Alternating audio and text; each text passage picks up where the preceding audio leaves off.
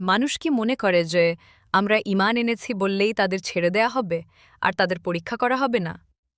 আমার জীবনেও একের পর এক ঈমানের পরীক্ষা আসতে লাগল।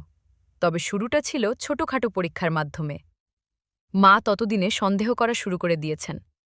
আসলে মায়েরা কিভাবে যেন টের পেয়ে যান সবকিছু।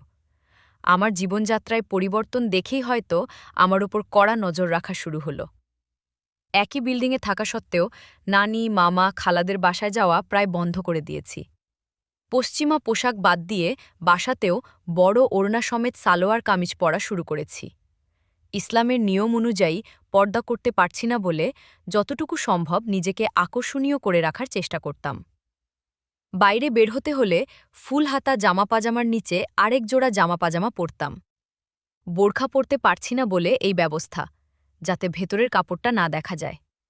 পার্টিতে গেলে চুপচাপ আলাদা বসে থাকি, সাজগোজ করি না, ভ্রু প্লাক করাই না, এমনকি কানে দুলও পড়ি না, গান শুনি না, ছেলেদের সাথে কথা বলি না। এসব কিছু দেখে আত্মীয়-স্বজন বলাবলি করতে লাগল আমি কারো প্রেমে পড়েছি। সে পছন্দ করে না বলেই আমি এভাবে চলি। দুই একজন সরাসরি জিজ্ঞেসও করে ফেলল আমাকে। আমি যতই বলি না তারা ততই অবিশ্বাস করেন। শেষে আমাকে পথে ফেরাতে তারা উদ্যোগ নিলেন। আমার বিয়ের জন্য পাত্র দেখা শুরু করে দিলেন। আমি আবার এর মাঝে ছোটখাটো একটি বোকার মতো কাজ করে ফেললাম। মোবাইলের কলার টিউন ছিল বুলেভার্ড অফ ব্রোকেন ড্রিমস। একসময় পছন্দের গান ছিল। হঠাৎ করেই কানে যেন বিকট লাগতে থাকল গানটা। ওটার বদলে কলার টিউন বেছে নিলাম গিভ থ্যাঙ্কস টু আল্লাহ। মা এই গান শুনে ভীষণ ক্ষেপে গেলেন। সন্দেহ আরও বেড়ে গেল। আমার মা একজন আধুনিক মুক্তমনা মহিলা। তিনি মুসলিমদের, বিশেষ করে ইসলাম পালনকারী মুসলিমদের পছন্দ করতেন না। ঠিক যেমন আমি আগে করতাম না, ঠিক যেমন সেকুলার মুসলিমরা করে না। কোনো মুসলিম ছেলেকে বিয়ে করতে চাই বলে আমি মুসলিম হতে চাইছি, এমন একটা ধারণা জন্ম নিল তার মনে। আমাকে আদর করে, বকা দিয়ে, অভিমান করে নানাভাবে বোঝানোর চেষ্টা করলেন। ইসলামের পক্ষে কোনো কথা বললেই তেলে বেগুনে জ্বলে উঠতেন যেন। ভয়ে আর কথা বাড়াতাম না। সে সময় মায়ের সাথে বেশ একটা দূরত্ব তৈরি হয়ে গেল আমার। তুচ্ছ আর হাস্যকর এক একটা কারণে খারাপ ব্যবহার করতে লাগলেন তিনি। কখনো জোর করে আমাকে গির্জায় নিয়ে যেতেন। একবার এক অনুষ্ঠানে লিপস্টিক লাগাইনি বলে বকা খেলাম। এমনকি টিভিতে নাচের রিয়েলিটি শো দেখি না বলেও কথা শুনতে হয়েছিল। এক আত্মীয়া বলেছিলেন আমি নাকি গার্মেন্টসের মেয়েদের মতো খ্যাত হয়ে গিয়েছি। আগে সব জামা বাতিল করে দিয়ে সাধারণ সুতির ফুল স্লিভ জামা পরি দেখে আমাকে হাজি সাব বলেও ডাকা শুরু হয়েছিল। একদিন নানির বাসায় কিছু আত্মীয়দের সাথে আলাপ হচ্ছিল যে ২৫শে ডিসেম্বর, যাকে বড়দিন হিসেবে পালন করা হয়, আসলে যিশুর জন্মদিন নয়, বরং পৌত্তলিক সূর্যপূজার একটি উৎসবের দিন। আত্মীয়রা চলে যাবার পরে অপদস্থ হতে হয়েছিল সেদিন।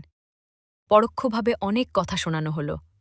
ছোট বোনের সাথে আমার বয়সের পার্থক্য কম হওয়াতে পরস্পরের বান্ধবীর মতো ছিলাম আমরা। প্রায় সবকিছুই শেয়ার করতাম একে অপরের সাথে। আর ১০টা খ্রিস্টানের মতো ছোটবেলা থেকে আমার নাম ধরে ডাকলেও যথেষ্ট শ্রদ্ধা করেও আমাকে। সবসময় যে কোনো ব্যাপারে আমার সিদ্ধান্ত বা পরামর্শ গুরুত্বের সাথে গ্রহণ করে নেয়। ওকে বোঝানোর চেষ্টা করলাম, ইসলামই আসলে একমাত্র সত্য ধর্ম, বাকি সব ধর্ম মিথ্যা। বাইবেল পড়তে দেখেছিল ও আমাকে। ড্যান ব্রাউনের বইগুলো পড়ার সময়ও আলোচনা করতাম ওর সাথে।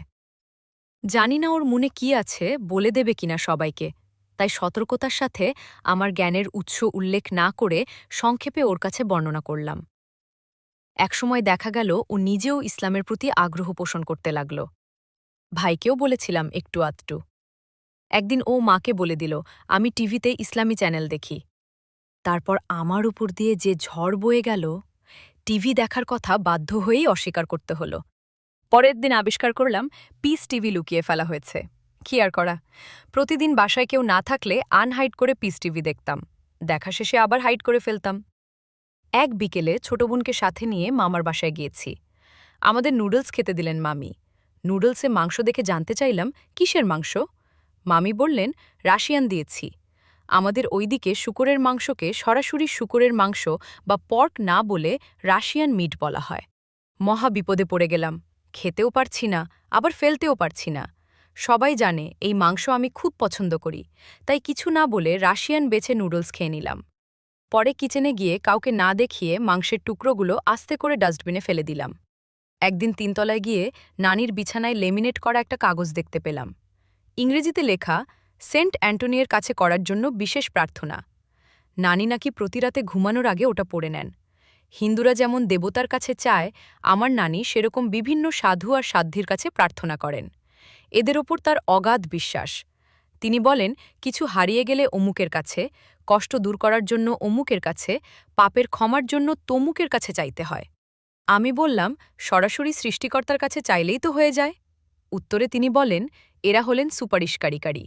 আমাদের হয়ে ঈশ্বরের কাছে এরা সুপারিশ করেন। কথাটা শুনে মনটা ভীষণ খারাপ হয়ে গেল।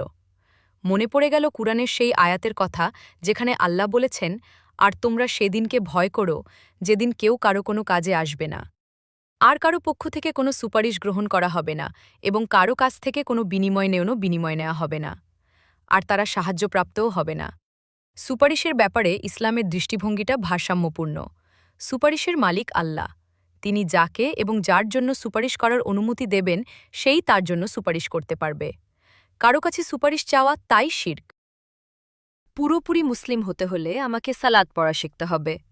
ভার্সিটির বন্ধুরা তখন মিডটার্ম নিয়ে ব্যস্ত। পরিচিত নির্ভরযোগ্য কয়েকজনকে বললাম, সালাতে আরবিতে কি বলতে হয় আমাকে যেন বাংলায় লিখে দেয়। বাকিটা আমি নিজে কারো কাছ থেকে শিখে নেব। সময় হয়নি কারো।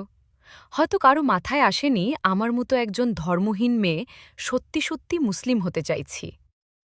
সালাত সম্পর্কে তখন আমার তেমন ধারণাই ছিল না, তাই বুঝতে পারিনি এভাবে লেখা পড়ে পড়ে সালাত শেখা অসম্ভব। তারপর যে ঘটনাগুলো ঘটতে লাগল, তাকে মিরাকেল না বলে আর কি বলা যায় জানি না। কি কাজে যেন একদিন তিনতলায় নানির বাসায় গেলাম। নানিদের ফ্লোরে পুরো ইউনিট নিয়ে তারা থাকেন। বড় মামা সপরিবারে দোতলায় শিফট হয়ে যাওয়ার পর আর মেজো মামা মারা যাওয়াতে ২-৩টা ঘর খালি পড়ে থাকে। তেমনই এক শূন্য ঘরে চোখে পড়ল ক্লাস 4-এর একটা বই, ইসলাম ধর্মশিক্ষা। এই বই কোত্থেকে কি করে এই বাসায় আসলো, সেটা বিরাট এক রহস্য। কাউকে কিছু না বলে মহানন্দে বাসায় নিয়ে এলাম বইটি। সালাতে পড়ার জন্য ছোট ছোট সূরা বাংলায় উচ্চারণসহ লেখা, আরবি হরফ, আলিফ বাতা লেখা। খুশিতে কান্না পেল আমার। বারবার পড়ে পড়ে মুখস্থ করে ফেললাম। কিছুদিন পরে পুরনো এক বান্ধবীর কাছ থেকে একটা বই পেলাম। সেখান থেকে বহু কষ্টে চেষ্টা করতে লাগলাম সালাতের পুরো প্রক্রিয়াটা আয়ত্ত করতে। রাকাতের ব্যাপারটা বুঝতে খুব কষ্ট হয়েছিল। খাতায় ছক এঁকে লিখে বিভিন্নভাবে বোঝার চেষ্টা করলাম। শেষে নিজে যা বুঝলাম সেভাবে শিখে নিলাম। মুখস্থ করলাম সানা, তাশাহুদ, দরুদ আর দুয়া মাসুরা। প্রত্যেকটির বাংলা অর্থ মনে রাখার চেষ্টা করতাম। বাসায় সেদিন কেউ ছিল না। দরজা জানলা বন্ধ করে শুরু করলাম সালাত পড়া। জীবনের প্রথম নামাজ। প্রথম সাজদাহর মুহূর্তটি সারা জীবন মনে থাকবে আমার। স্রষ্টার উদ্দেশ্যে মাটিতে মাথা ঠেকানোর সাথে সাথে ঝড় করে কেঁদে ফেলেছিলাম। সেই আল্লাহর প্রতি কৃতজ্ঞতায়, যিনি আমাকে নিজ অনুগ্রহে একজন মুসলিমা হিসেবে সম্মান দান করেছেন। সে সময় যতবার সালাতে তাশাহুদ পড়তাম, ততবার রোমাঞ্চকর অনুভূতি হতো। আশহাদু আল্লা ইলাহা ইল্লাল্লাহ, আশহাদু আন্না মুহাম্মাদান আবদুহু ওয়া রাসূলুহু। আমি সাক্ষ্য দিচ্ছি, আল্লাহ ছাড়া আর সত্য কোনো ইলাহ নেই। আমি সাক্ষ্য দিচ্ছি, মুহাম্মদ আল্লাহর বান্দা ও রসূল। ছেলেবেলায় আজানের সময় শোনা সেই কথাগুলো, যা টিভিতে শুনে সাউন্ড বন্ধ করতে বলেছিলাম, যে কথাগুলো খেলতে খেলতে সুর করে গাইতাম, শরীরের প্রত্যেকটা লোম খাড়া হয়ে যেত। সূরা পড়ার সময় প্রত্যেকটি আয়াতের অর্থ যতটুকু জানি তা অন্তর দিয়ে অনুভব করতাম। সূরা ফাতিহাতে মালিকি ইয়াউমিদ্দিন পড়তাম আর মনে হতো সেই ভয়াবহ দিনের কথা, যেদিন আমাদের পাপ পুণ্যের বিচার হবে, আল্লাহ সেদিনের মালিক। সূরা ইখলাস পড়ার সময় আয়াতগুলো যেন নিজেকেই নিজে বলছি, আল্লাহ এক ও অদ্বিতীয়। তিনি কারো মুখাপেক্ষী নন, তার কোনো সন্তান নেই, তিনি নিজেও কারো সন্তান নন। সেই ছোটবেলা থেকে মসজিদের আজান শুনে আসছি, অথচ এবার আজান শুনি আর অন্যরকম অনুভূতি হয়। অর্থ জানি বলেই হয়তো মনে হতো মুয়াজ্জিন আমাকে উদ্দেশ্য করেই বলছেন কথাগুলো। হাইয়া আলাস সালাহ, হাইয়া আলাস সালাহ, হাইয়া আলা আল ফালাহ, হাইয়া আলা আল ফালাহ। কানে গেলেই শিহরিত হতাম। একজন মানুষ দিনে ৫ বার চিৎকার করে আল্লাহর একত্বের সাক্ষ্য দিচ্ছেন, সবাইকে সালাতের আহ্বান করছেন, কল্যাণের দিকে আহ্বান করছেন। তারপরও কারো কোনো ভ্রুক্ষেপ নেই, অনায়াসে উপেক্ষা করে যে যার কাজে ব্যস্ত। নিজের হতভাগা অবস্থা যেন বদলে গেল আমার। পুরনো শরীরে এখন নতুন এক মানুষ আমি। দুনিয়াটাকে অন্য চোখে দেখতে লাগলাম। সন্ধ্যায় মাগরিবের সময় রাস্তায় লোক দেখলে মনে হতে লাগল এরা সব হিন্দু, আর খ্রিস্টান হয়তো ধর্মহীন লোকজন। মা চাকরিজীবী ছিলেন বলে দিনের বেলা নির্বিঘ্নে স্বাভাবিক নিয়মে সালাত পড়ে নিতে পারি। ছুটির দিনগুলোতে অথবা বাসায় কেউ থাকলে সমস্যা হয়ে যেত। তখন আমি বুঝতে পারছিলাম না কি করা উচিত। পিস টিভিতে এক লেকচারে শুনেছিলাম বিশেষ বিশেষ অবস্থায় ইশারায় সালাত আদায় করা যায়। এটা শোনার পর থেকে সালাত পড়া বাদ না দিয়ে ইশারায় সালাত আদায় শুরু করলাম। ছোট বোন যেন বুঝতে না পারে, তাই কখনো কখনো বিছানায় বসে সামনে একটা বই খোলা রেখে পড়তাম। ছোট বোন আমার বই পড়ার এই কায়দা দেখে মজা পেত। একবার এভাবে ইশারায় সালাত পড়ার সময় মা এসে ঢুকলেন ঘরে। ভয়ে হার্টবিট বেড়ে গেল আমার। শেষের দিকে ছিলাম বলে সালাত না ভেঙে পুরোটা পড়ে নিলাম। আমাকে উদ্দেশ্য করে কি যেন বলছিলেন তিনি, খেয়াল করে শুনিনি। সালাত শেষে শুনি মা ভ্রুকুচকে জানতে চাইছেন আমি কি নামায় পড়ছিলাম কিনা। আশ্চর্য ব্যাপার, হঠাৎ কেন তিনি সরাসরি সালাতের কথা জিজ্ঞেস করলেন? কি করে বুঝলেন তিনি? এতটাই অবাক হয়েছিলাম যে উত্তর দিতে পারিনি। একবার আসরের সালাত আদায় করার জন্য উজু করতে গিয়ে ওয়াশরুম ফাঁকা পেলাম না। সবার দৃষ্টির অগোচরে উজু করার একটাই উপায় খুঁজে পেলাম। কিচেনের সিঙ্কটা ছিল পূর্ব দিকে। বিভিন্নভাবে কায়দা কসরত করে পশ্চিম দিকে ফিরে পূর্ব দিকে উজু করেছিলাম। পরে জেনেছি পশ্চিম দিকে মুখ করে উজু করার কোনো নিয়ম নেই, শুধু সালাত আদায় করতে হয় পশ্চিম দিকে ফিরে। এ ধরনের বহু মনগড়া নিয়ম রয়েছে আমাদের দেশে, প্রকাশিত অধিকাংশ ইসলামী বইগুলোতে। আমাদের স্কুলে ইসলাম বলতে বুঝতাম মিলাদের একটা অনুষ্ঠান, অথচ পরে জেনেছি মিলাদের সাথে মৌলিক ইসলামের কোনো সম্পর্ক নেই। হিজরি ৬ষ্ঠ শতাব্দীতে কিছু বিভ্রান্ত মানুষের আবিষ্কৃত একটি রেওয়াজ, যা পুণ্যের উদ্দেশ্যে করা হলেও সাওয়াব তো হয়ই না, বরং পাপ হয়। ইসলামে এ ধরনের নব আবিষ্কৃত রীতিগুলোকে বিদাত বলে। খ্রিস্টানরা যে যিশুর জন্মদিন পালন করে সেটা মিলাদ ছাড়া অন্য কিছুই নয়। মিলাদ মানে জন্মদিন। বিদাত খুব ভয়াবহ জিনিস। ঈসা আলাইহিস সালামের করা আসল ইবাদাতগুলো হারিয়ে গেছেই ধর্মের নামে মানুষের আবিষ্কৃত আচার আচরণগুলো পালন করতে যেয়ে। এ কারণেই ইসলামে প্রতিটি বিদাতকে পথভ্রষ্টতা বলে নিন্দা করা হয়েছে। আরেকবার ঠিক মাগরিবের সালাতের সময় মা অফিস থেকে ফিরলেন। সময় শেষ হয়ে যাচ্ছে, অথচ সালাত আদায়ের সুযোগ পাচ্ছি না। ছাদে কাপড় শুকাতে দেওয়া হয়েছিল, সেই কাপড় নিয়ে আসার অজুহাতে তাড়াতাড়ি উজু করে ছাদে চলে গেলাম। ছাদে গিয়ে আবছা অন্ধকারে এক কোণায় দাঁড়িয়ে কোনো রকমে পড়ে নিলাম। আশেপাশের বাড়ি থেকে কেউ দেখে ফেললে সর্বনাশ হয়ে যেত। সবাই জানে এ বাড়িতে মুসলিম কেউ থাকে না। নিয়মিত সালাত পড়ে, ওয়াক্ত হয়ে গেলে ছাদে গিয়ে পড়বে, এমন মুসলিমদের সাথেও এদের সখ্য থাকার কথা না। একদিন মা জানালেন এবার যেভাবে হোক তিনি সেমিস্টার ফি জোগাড় করে দেবেন, আমি যেন কোনো চিন্তা না করি। তারপরও মনে মনে ঠিকই সন্দেহ ছিল তার। কথায় কথায় রেগে যেতেন আর বলতেন আমি মুসলিম হতে চাইলে তিনি আত্মহত্যা করে ফেলবেন। আবার কখনো বলতেন যে আমাকে বাসা থেকে বের করে দেবেন। বিশ্বাসঘাতক মেয়ে থাকার চাইতে না থাকাই ভালো। আমি আমার মাকে বেশ ভয় পেতাম, আর তিনি আমাকে ভয়াবহ রকমের মানসিক অত্যাচার করতেন। কষ্টটা কেমন তা অন্য কাউকে বোঝানো যাবে না। তারপরেও আমি তখন দোয়া করতাম, এখনও দোয়া করি। আমার মাকে আল্লাহ যেন হিদায়াত করেন এবং একজন মুসলিম হিসেবে কবুল করেন। এদেশে খ্রিস্টানদের অধিকাংশের পূর্বপুরুষ হিন্দু ছিল বলেই হয়তো তাদের আচার আচরণ, প্রথা, ধর্মীয় কাজকর্মে সনাতন ধর্মের প্রভাব বেশ লক্ষণীয়। পশ্চিমা রীতি আর হিন্দু রীতি রোমান ক্যাথলিক মণ্ডলীর নিজস্ব রীতির সাথে মিলেমিশে একাকার হয়ে গিয়েছে এ দেশের খ্রিস্টানদের মাঝে। নানির বাড়ির লোকজনের পূর্বপুরুষ হিন্দু ছিল না, তবে দীর্ঘদিন ওই খ্রিস্টান পাড়ায় বসবাসের দরুন তারাও কেউ কেউ অন্যান্য বাঙালি খ্রিস্টানদের অনুকরণে সেসব রীতি মেনে চলেন। কেউ বিপদে পড়লে হিন্দুদের দেবীকে ডাকার মতো করে যিশুর মা মারিয়াকে ডাকতে শুন বলে। প্রায় প্রত্যেক বাড়িতে মারিয়ার মূর্তি রয়েছে। এরা সেই মূর্তিকে সামনে রেখে প্রার্থনা করে। সেই ছোটবেলা থেকে দেখে এসেছি ধর্মীয় উৎসবের দিন সম্মানিত কারো সাথে দেখা হলে অথবা অনেক দিন পর দেখা হলে বড়দের পা ছুঁয়ে প্রণাম করে আশীর্বাদ নিতে হয়। যদিও অনেকে পশ্চিমাদের মতো ডান হাত কপালেলে ছুঁয়ে চুমু দিয়ে সম্ভাষণ জানায়। আমার পরিচিতজনদের মাঝে দেখতাম কেউ পা ছুঁয়ে আশীর্বাদ না নিলে তাকে অহংকারী হিসেবে ধরা হতো। ঈদের দিন বাবা যখন দাদির সাথে দেখা করতে নিয়ে যেতেন তখন সেখানে উপস্থিত সবাইকে পা ছুঁয়ে সালাম করতে শিখিয়ে দিয়েছিলেন বাবা মা। বইতে পড়েছিলাম আমাদের দেশে নাকি একে কদমবুশি করা বলে। খ্রিস্টানদের মতোই এ প্রথা এ দেশের মুসলিমদের মাঝে এসেছে হিন্দুদের প্রণাম থেকে। একজন মুসলিম একমাত্র আল্লাহ ছাড়া আর কারো সামনে সম্মান দেখিয়ে মাথা নত করে না। এটা জানার পর আমিও প্রণাম/সালাম/কদমবুশি এসব পুরোপুরি ছেড়ে দিলাম।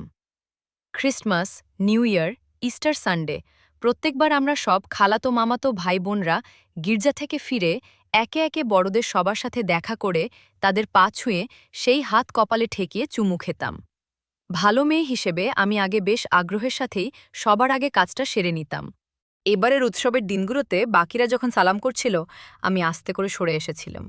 কেউ বুঝতেই পারেনি, নয়তো তা নিয়ে পরে নির্ঘাত কথা শুনতে হতো। আপাতদৃষ্টিতে খুব সামান্য ব্যাপার মনে হলেও আমার জন্য এটা অতি আশ্চর্যজনক ছিল যে কেমন করে কেউ বুঝতে পারল না তারা। ঈদুল আজহার দিন সাহস করে অনুমতি চাইলাম মায়ের কাছে আমার এক চাচার বাসায় বেড়াতে যাওয়ার জন্য। চাচাতো বোন 2 জন, আমার আর আমার ছোট বোনের প্রায় সমবয়সী। জীবনে হাতে গোনা কয়েকবার ওদের সাথে দেখা হয়েছে দাদির বাড়িতে, তাও অনেক আগে স্কুলে পড়ার সময়। এই প্রথম ওদের বাসায় যাওয়ার ইচ্ছা প্রকাশ করলাম। ছোট বোনের এক বান্ধবীর বাসায় দাওয়াত ছিল বলে ও যেতে পারবে না জানিয়ে দিল। তাই আমার ভাই আর খালাতো মামাতো 2 বোনকে সাথে নিয়ে যাওয়ার অনুমতি পেয়ে গেলাম। সেখানে গিয়ে চাচা চাচির সাথে দেখা হওয়ার সাথে সাথে আমি ছাড়া বাকি সবাই তাদের পা ছুঁয়ে কদমবুশি করে ফেলল, অথচ ওরা সবাই খ্রিস্টান। আমি করলাম না দেখে খুব অবাক হলো ওরা। আর চাচারা কে কি ভেবেছেন আল্লাহ ভালো জানেন। আমার মুসলিম হওয়ার ব্যাপারে কোনো ধারণা ছিল না তাদের। বাসায় একদিন পিস টিভি দেখছিলাম, স্টোরিজ অফ দ্য প্রফেটসের শেষ এপিসোড দেখাচ্ছে। আগের পর্বগুলোতে সব নবীদের গল্প বলা শেষ। আজ শেষ নবী মুহাম্মদ সাল্লাল্লাহু আলাইহি ওয়াসাল্লামের কাহিনী শোনানো হবে। গভীর মনোযোগের সাথে দেখছি আমি। নবীর জন্য মনে শ্রদ্ধা মিশ্রিত ভালোবাসা অনুভব করলাম। ইউসুফ এস্টেস যখন সূরা ফাতিহা পড়ে শোনালেন বাচ্চাদের, মুগ্ধ হয়ে শুনলাম। সালাতে এই সূরা কত হাস্যকরভাবে পড়ি আমি। কবে যে এভাবে শিখতে পারব? মনটাই খারাপ হয়ে গেল। মায়ের কথা মতো আবারও ক্লাসে যাওয়া শুরু করলাম। ল্যাবে গিয়ে ইসলামী সাইট সার্চ দিয়ে পড়তাম। একদিন লাইব্রেরিতে বসে এক বান্ধবীর কাছে সূরা ফাতিহা শুনতে চাইলাম। কি যে সুন্দর করে তিলাওয়াত করল মেয়েটা! শুনে আবারও একবার বিমুগ্ধ হলাম। এত সুন্দর করে পড়া যায়? বারবার শুনতে চাচ্ছিলাম। আমি বাংলায় লেখা উচ্চারণ পড়ে পড়ে শিখেছি বলে অনেক ভুল উচ্চারণ করতাম। ওর কাছ থেকে শুনে নিজের মতো করে লিখে নিলাম একটা কাগজে। সহপাঠীরা সবাই ততদিনে জেনে গেছে আমি ইসলাম পালন করছি। মাথায় ওড়না দেওয়াতে এক মেয়ে উপহাসের হাসি দিয়ে জানতে চাইল, আমি মুসলিম হয়েছি বলেই কি মাথায় কাপড় দিচ্ছি কিনা। ওরা পর্দা করা তো দূরের কথা, সালাতই আদায় করত না। সারাদিন বয়ফ্রেন্ড আর মেকআপ নিয়ে ব্যস্ত। ছেলেরাও কেউ কেউ উপহাস করত, যেমন আমাকে দেখে একজন ঠাট্টা করে বলেছিল, আসসালামু আলাইকুম, কাইফা হালুকা। আমি মুসলিম হবার পরে শুধু ইসলামের কারণে এইসব মুসলিমদের সাথে একটা দূরত্ব তৈরি হয়ে গিয়েছিল। শুনেছি ইসলামে আসার পর নাকি অনেক আত্মত্যাগ করতে হয়। এ পর্যন্ত আমার জীবনে যা কিছু বাদ দিয়েছি, জীবনে যে পরিবর্তনগুলো এনেছি, তাকে আমি ঠিক আত্মত্যাগ বলতে পারি না। স্বেচ্ছায়, নিজের স্বার্থে, শান্তিলাভের প্রত্যাশায় সেসব ত্যাগ করেছি আমি। বরং সেই সব ত্যাগের মাধ্যমে অন্তরে যে প্রশান্তি লাভ করেছি তা সত্যিই অতুলনীয়। বই পড়া আর ছবি আঁকা আমার নেশা ছিল। খুব ছোটবেলা থেকেই ভালো স্কেচ করতে পারতাম। যে কোনো আকারের, যে কোনো বস্তু দেখে দেখে হুবহু নকল করে ফেলতে পারতাম। ছবি আঁকাআঁকির সরঞ্জামের অভাব ছিল না। ছোটবেলায় পড়তে বসলে নিজের পায়ের ওপর কলম দিয়ে ছবি আঁকার অদ্ভুত একটা অভ্যাস ছিল। বড় হয়ে এই কাজ সরাসরি খাতার ওপর করতাম। প্রায় প্রত্যেকটা পৃষ্ঠায় মানুষের মুখের বিভিন্ন অভিব্যক্তির স্কেচ আঁকা থাকত। পড়তে পড়তে অন্যমনস্ক হয়ে এঁকে ফেলতাম। যখন জানতে পারলাম যে অকারণে কোনো প্রাণীর ছবি আঁকা হারাম, সাথে সাথে এই অভ্যাস ত্যাগ করলাম। তখন ভুল করে এঁকে ফেললেও দ্রুত কেটে দিতাম। অবস্থা একসময় এমন দাঁড়ালো যে গান শোনা আর গান গাওয়ার মতো ছবি আঁকাআঁকিও পুরোপুরি বাদ দিয়ে দিলাম। এখন আর কোনো কিছুই আমার চিন্তা চেতনাকে নিয়ন্ত্রণ করতে পারে না। এসব ছেড়ে দিয়ে কোনো কিছু হারাইনি আমি, বরং পেয়েছি মানসিকভাবে প্রশান্তিময় জীবন। একে কি স্যাক্রিফাইস বলা যায়? যায় না। বাবা একদিন বললেন দাদি নাকি খুব অসুস্থ, হার্ট অ্যাটাক করে হাসপাতালে ভর্তি। আমরা সপরিবারে দেখতে গেলাম। দাদি তখন আইসিইউতে, কথা বলতে পারিনি, চুপচাপ দেখে চলে এলাম। দাদিকে দেখার পর থেকেই মনটা ভীষণ খারাপ হয়ে গেল। তিনি একটু সুস্থ হয়ে বাসায় ফেরার পর আমি ছোট বোনকে সাথে নিয়ে একদিন চলে গেলাম দেখা করতে। ছোটবেলায় 2 ঈদে বাবা নিয়ে যেতেন আমাদের দাদির সাথে দেখা করতে। কখনো একা বসে কথা বলার সুযোগ হয়নি তার সাথে। আমাদের দেখে অত্যন্ত খুশি হলেন তিনি, আদর করে ভাত খাওয়ালেন। অসুস্থতার কারণে তখন হাঁটতে পারেন না ঠিকমতো। সেই প্রথম দেখলাম কাউকে চেয়ারে বসে ইশারায় সালাত আদায় করতে। আমাদের পড়াশোনার কি অবস্থা জানতে চাইলে বললাম আমার অবস্থার কথা। তিনি বললেন আমার জন্য টিউশনির ব্যবস্থা করে দেবেন। কিছুদিন পর আবার গেলাম দাদির বাসায়। এবার আমি একা। তাকে জানালাম আমার ইসলামে বিশ্বাসের কথা। অনেকক্ষণ গল্প করলাম। টেবিলের ওপর এক কোণে দেখি আমার অপরিচিত প্রয়াত দাদার কিছু ইসলামী বই পড়ে আছে। সেগুলো ধার হিসেবে নিয়ে আসলাম। বইগুলো ছিল অনেক পুরনো, তার মাঝে কয়েকটিতে রূপকথার মতো কেচ্ছা কাহিনীতে ভরপুর। তখন ইসলামের জ্ঞানের স্বল্পতার কারণে বুঝতে পারিনি, শুধু ধারণা করতে পারছিলাম যে কিছু একটা সমস্যা আছে বইগুলোতে। তবে একটা বই ছিল জান্নাত জাহান্নামের বর্ণনা দেওয়া। সেই বই থেকে অনেক অজানা ব্যাপার জেনেছি। ঈমান আরও মজবুত হয়ে গিয়েছিল। অবশেষে দাদি পড়ানোর ব্যবস্থা করে দিলেন তার বাসার কাছাকাছি এক কোচিং সেন্টারে। মেজোখলা স্কুলে শিক্ষকতা করতেন। তিনি 2 জন ছাত্রী জোগাড় করে দিলেন। কোচিং সেন্টারে ক্লাস 9-10-এর ছেলেদের পড়াই। সকাল 8টায় ওখানে ক্লাস নিয়ে ভার্সিটিতে চলে যেতাম। সেখানে ক্লাস সেরে ফার্মগেটে 2 জায়গায় ছাত্রী পড়িয়ে বাসায় ফিরতে ফিরতে রাত হয়ে যেত। প্রায় সারাদিনই আমার বাইরে কাটতে লাগল। ছাত্রী 2 জন খ্রিস্টান ছিল বলে ওদের ওখানে সালাত পড়া সম্ভব হতো না। বাসায় ফিরে সবাই ঘুমিয়ে পড়লে রাতে একা একা বাদ পড়ে যাওয়া সালাত পড়ে শেষ করতাম। রাত জেগে কুরআনের অর্থের বাংলা অনুবাদ পড়তাম। সূরা আর দুয়া মুখস্থ করতাম। ঈমানের লেভেল তখন আকাশ ছোঁয়া। ইচ্ছা করত কোনো উঁচু বিল্ডিংয়ের ওপর দাঁড়িয়ে চিৎকার করে ঘোষণা দিই, আমি মুসলিম হয়েছি, আমি একজন মুসলিমা, সমস্ত পৃথিবীতে সবচেয়ে সুখী মানুষ আমি। অথচ যেন অভিনয় করে চলেছি অন্য একজন হয়ে। আবার এর মাঝেই ঘটে গেল অদ্ভুত কিছু ঘটনা। তখন পয়সা বাঁচানোর জন্য আমি পায়ে হেঁটে যাতায়াত করতাম। বাসা থেকে বের হয়ে গলি পার হয়ে মাথায় ওড়না দিতাম, মা কোনোভাবে জেনে গেলে সমস্যা হবে খুব। একবার ছাত্রী পরীক্ষা থাকায় পড়ানো শেষ হতে হতে রাত হয়ে গিয়েছিল। ছাত্রীর বাসা ছিল ফার্মগেটি সিনেমা হলের পাশে। ওভারব্রিজের পাশ দিয়ে বাসস্টপ পার হয়ে যেতে হতো, যেটা ওই সময়টিতে ঢাকার অন্যতম জনাকীর্ণ একটা জায়গা। লোডশেডিং কমানোর জন্য রাত 8টায় সব দোকানপাট বন্ধ করে দেওয়াতে অন্ধকার অন্ধকার একটা ভাব চারদিকে। তাড়াহুড়ো করে ফেরার চেষ্টা করতে গিয়ে কি যেন হয়ে গেল, হঠাৎ দিক হারিয়ে ফেললাম আমি। অর্থাৎ কোন দিকে যাচ্ছি, কোন দিক থেকে এসেছি কিছুই বুঝতে পারছি না। কিছুদূর সামনে এগিয়ে যখন বুঝতে পারলাম, তখন আমি সেই ভয়ঙ্কর ভিড়ের মধ্যে চলে এসেছি। চারদিকে চাপাচাপি করে অসংখ্য মানুষ হেঁটে চলেছে। তার মাঝে আমি একা একজন মেয়ে মানুষ। অজানা এক আতঙ্ক এসে ভর করল মনে। মনে পড়ল অনেক আগে কোনো এক উপন্যাসে পড়েছিলাম, বিপদে পড়লে দুয়া দুরুদ পড়তে হয়। দোয়া তো তখন আমারও শেখা হয়নি, সলাৎ পড়ার জন্য দরুদ শিখেছিলাম। তাই পড়তে শুরু করলাম এক নাগাড়ে। ঠিক তখনই অদ্ভুত এক ব্যাপার ঘটে গেল। আমার চারপাশে ফাঁকা হয়ে গেল। আমি হাঁটছি আর আমার সামনে, পেছনে আর 2 পাশে এক মানুষ সমান জায়গা খালি রেখে লোকজন হেঁটে যেতে লাগল। সম্পূর্ণ পথ এভাবেই পার হয়ে এলাম। একটুও স্পর্শ লাগল না কোথাও।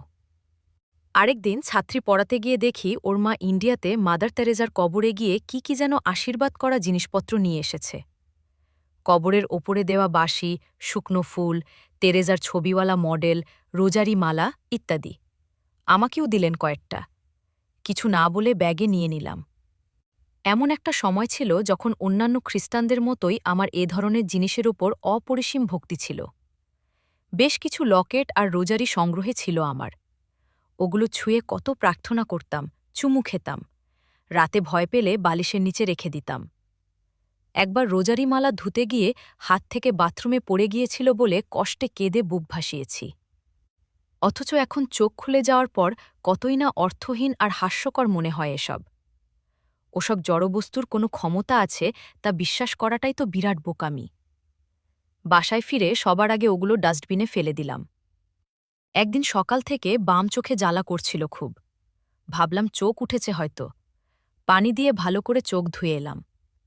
দুপুরের আগেই চোখের ভেতরে যন্ত্রণা বাড়তে বাড়তে অসহনীয় পর্যায়ে চলে গেল।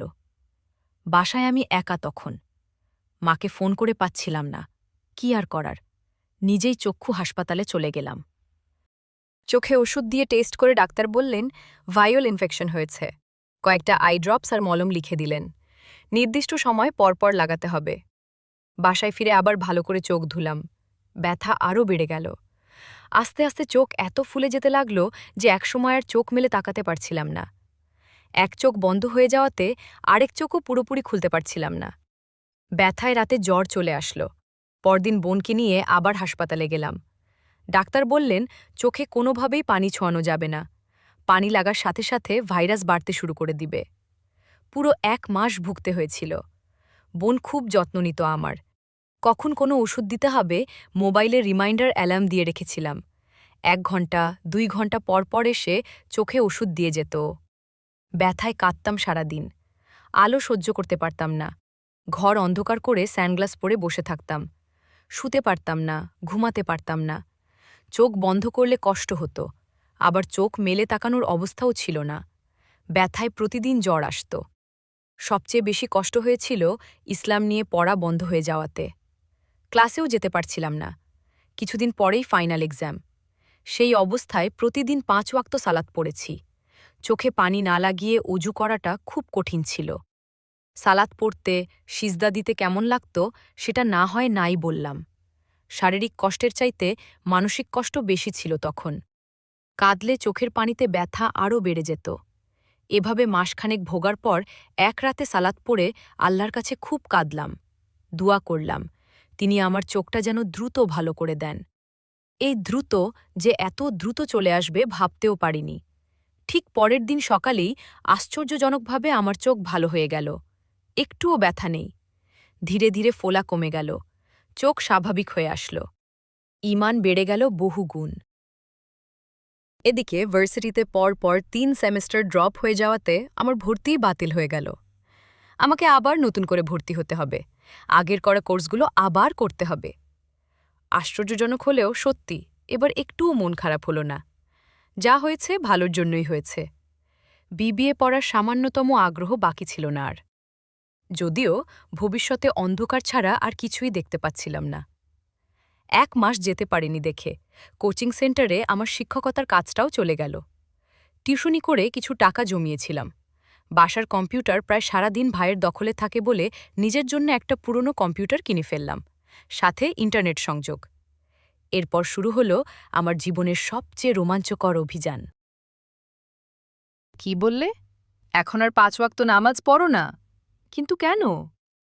আগে বাসায় থাকতে নিয়মিত পড়তাম, এখন হস্টেলে আসার পর আর পড়া হয় না। ভয় লাগে না তোমার? কথা হচ্ছিল ভার্সিটির এক বান্ধবীর সাথে। আমার বাসার কাছেই ওর হস্টেল, তাই সেদিন একসাথে ফিরছিলাম বাসায়। রিকশায় বসে কথা প্রসঙ্গে জানালো এখন আর সালাত পড়ে না সে। প্রথম মাথায় ওড়না দিতে দেখতে দেখতাম এখন তাও খসে গেছে। এভাবেই কি মুসলিমরা পরিবার থেকে বিচ্ছিন্ন হয়ে ধর্মহীন হয়ে যাচ্ছে? তারা পরিবারের চাপে পড়ে অনিচ্ছা সত্ত্বেও সালাত সিয়াম পর্দা করে। যদি নিজে বুঝে শুনে ইসলাম মেনে চলত তাহলে পরিবার থেকে দূরে থাকলেও কি আর না থাকলেও কি? জ্ঞানের অভাব। শুধু জ্ঞানের অভাবের কারণে আমাদের বর্তমান মুসলিম প্রজন্মের এই দুরবস্থা। তাদের মনে কোনো ভয় ডর নেই, কারণ তারা মুখে বিশ্বাস করি বললেও মন থেকে পরকালে বিশ্বাস করে না। এ কারণেই হয়তো মুসলিম পরিবারগুলো থেকে ধর্ম দিন দিন উঠে যাচ্ছে। আমার নিজের ক্ষেত্রেও তো তাই হয়েছিল। একসময়ের ধার্মিক আমি গর্দলিকা প্রবাহে গা ভাসিয়ে নাস্তিক হয়ে গিয়েছিলাম। তাই আমার মনে হয় এসব ছেলেমেয়ের চেয়ে তাদের অভিভাবকরাই বেশি দায়ী। প্রকৃত ধর্মশিক্ষাদানের অভাবে, সর্বোপরি তাদের নিজেদের অজ্ঞতার কারণে আজ তাদের সন্তানদের এই অবস্থা। এদেশের অধিকাংশ মানুষ নিজেদের মুসলিম বলে দাবি করে, অথচ ইসলামে যা নেই, যা করতে নিষেধ করা হয়েছে সেটাই বেশি করে মেনে চলে। অবৈধ কাজগুলোকে বৈধ বানিয়ে নিয়েছে তারা। কুরআন পড়ে অর্থ না বুঝেই সালাতে কি পড়ছে না পড়ছে অধিকাংশই তা জানে না। তরুণ প্রজন্মের মধ্যে এক শ্রেণীর মুসলিম তৈরি হয়েছে, যাদের নামে আর সার্টিফিকেটেই শুধু ইসলাম খুঁজে পাওয়া যায়। এদের দেখলে বোঝা যায় না এরা মুসলিম, হিন্দু নাকি খ্রিস্ট ধর্মের অনুসারী। তারা সালাত পড়ে, সিয়াম রাখে, হয়তো হজ করে, অথচ ইসলামের জ্ঞান শূন্যের কোঠায়। আর যারা জানে তাদের অধিকাংশ নিজেদের ইচ্ছেমতো কিছু মানে তো কিছু মানে না। আল্লাহর ভয়, যাকে তাকওয়া বলা হয়, তা মানুষের মধ্যে নেই বললেই চলে। আমি একবার এক মুসলিমের কাছে জানতে চাইলাম, আল্লাহু আকবার মানে কি? সে উত্তর জানে না বলে আরেকজন মুসলিমের কাছে জানতে চাইল। সেও বলতে পারল না। অবাক হয়ে আবিষ্কার করেছি, কিছু মুসলিম সালাত পড়ে, অথচ জানে না আজানে কি বলা হচ্ছে। অন্ধের মতো তারা জীবনের সব কিছুতেই পশ্চিমাদের অনুসরণ করে চলেছে। হঠাৎ করেই যেন খুব চোখে পড়ল ব্যাপারটা। তারা চলনে, বলনে, পোশাকে, আশাকে পশ্চিমা সভ্যতা সংস্কৃতির অনুসরণ এমনভাবে করে যে মনে হয় নিজেদের পরিচয়, জন্মস্থান অথবা জাত নিয়ে তারা লজ্জিত। অথচ এমন একটা সময় ছিল যখন সারা বিশ্বে সব দিক দিয়ে ছিল মুসলিমদের আধিপত্য। আচ্ছা, পরকালে বিশ্বাস আছে যার, যে জানে যে একদিন তাকে তার রবের সম্মুখে দাঁড়াতে হবে, জবাবদিহি করতে হবে তার প্রত্যেকটি কাজের। কি করে সেই ব্যক্তি সালাত না পড়ে, পর্দা না করে চলে? কি করে সে সুদ খায়, হারাম উপার্জন করে? তার কি মনে একটুও ভয় নেই? নাকি এটা তার বিশ্বাসের ভঙ্গুরতা? আসলে তার অন্তরে তাকওয়ার ঘাটতির কারণেই সে এগুলো করে। কিয়ামত দিবসে তার রবের সামনে দাঁড়াতে হবে জেনেও সে এ ব্যাপারে উদাসীন। কোচিং সেন্টারে ক্লাস নেওয়ার সময় একদিন ১০ম শ্রেণীর ছাত্রদের কথা প্রসঙ্গে জানিয়েছিলাম আমার ইসলামে বিশ্বাসের কথা। ওদের মধ্যে একটি ছেলে ছিল খুব মেধাবী, যে কোনো পড়া একবার বোঝালেই বুঝে ফেলে, স্কুলেও নাকি ভালো করে। হাসতে হাসতে বলল সে, ইসলামে তো হাই তোলাও নিষেধ, অর্থাৎ ইসলামে তার বিশ্বাস নেই। হয়তো বাপদাদার ধর্ম বলে অন্য সবার মতো এই ছেলেটিও নতুন পাঞ্জাবি পরে বাপচাচাদের সাথে ঈদের সালাত পড়তে যায়। ওই হাই তোলার ব্যাপারে তখন কিছু জানা ছিল না বলে আর কথা বাড়াইনি সেদিন। তবে হতাশ হয়েছিলাম খুব। মুসলিম পরিবারে জন্ম নেওয়া নামধারী মুসলিমদের ওপর প্রথম কেমন যেন একটা ঘৃণা বোধ করতে শুরু করলাম আমি। নতুন নতুন ইসলামে আসলে নাকি সবারই এমনটা হয়। চারপাশের পথভ্রষ্ট মুসলিমদেরকে নীচ আর নিজেকে উন্নত বলে মনে হতে লাগল। ভুলে গেলাম যে মাত্র কয়েকদিন আগে আমি নিজেই একজন কাফির ছিলাম। ইসলামের প্রাথমিক জ্ঞান অর্জন করেই নিজেকে অনেক বেশি জ্ঞানী ভাবতে শুরু করলাম। এই জ্ঞান, এই হেদায়াত যে আল্লাহর কাছ থেকে এসেছে, আমার যে এতে বিন্দুমাত্র কৃতিত্ব নেই তা ভুলে গেলাম। একসময় যখন নিজের ভুল বুঝতে পারলাম, তখন চারপাশের মুসলিমদের জন্য করুণা হতে লাগল আমার। আল্লাহর কাছে দুয়া করতে লাগলাম তাদের সঠিক পথে ফিরিয়ে আনার জন্য। রাস্তায় বের হলে পূর্বপরিচিত মুসলিমদের সাথে দেখা হলে কষ্ট হতো খুব। অজ্ঞতার সাগরে ডুবে আছে এরা। মুখে বলে আল্লাহকে ভয় করি, মুহাম্মদ সাল্লাল্লাহু আলাইহি ওয়াসাল্লামকে নবী মানি, অথচ কাজের বেলায় এরা শুধুই নিজেদের ইচ্ছা আকাঙ্ক্ষা তথা প্রবৃত্তির দাসত্বে নিমজ্জিত। আমার আপন অমুসলিম আত্মীয় স্বজনেরা সঠিক পথে না আসলে অনন্তকালের জন্য জাহান্নামের আগুনে জ্বলতে থাকবে, এসব কথা মনে হলে হৃদয়ে রক্তক্ষরণ শুরু হয়ে যেত। একদিন ছাত্রী পড়িয়ে বাসায় ফিরে দেখি টেবিলের ওপর কয়েকটা লিফলেট পড়ে আছে। খ্রিস্টানদের বিভিন্ন সেক্ট অর্থাৎ গোষ্ঠী থেকে প্রায়ই এরকম লিফলেট আসে বলে প্রথমে অতটা খেয়াল করে দেখলাম না। পরে যখন পড়া শুরু করলাম, রাগে আমার হাত পা সব কাঁপতে লাগল থরথর করে। কি হচ্ছে এসব? খ্রিস্টানদের ধর্মীয় বিশ্বাসের মূল কথাগুলো লিখে প্রচার করা হয়েছে। যিশু ঈশ্বরের পুত্র, তিনি মানুষের পাপের বোঝা বহন করে মৃত্যুবরণ করেছেন। যিশু, ঈশ্বর, পবিত্র আত্মা, ৩ সত্তা মিলে এক ব্যক্তি। এইসব কথা লেখা সেখানে। ভালো, খ্রিস্টানরা নিজেদের ধর্মের কথা প্রচার করতেই পারে, তাতে আমার কোনো মাথা ব্যথা নেই। কিন্তু এখানে যে শব্দগুলো ব্যবহার করা হয়েছে তা ভয়াবহ অর্থ বহন করছে। প্রত্যেকটা লিফলেটে আল্লাহ, ঈশা, রূহ, দুনিয়া, ফেরেশতা, বেহেশত, দোজক এসব শব্দের ছড়াছড়ি।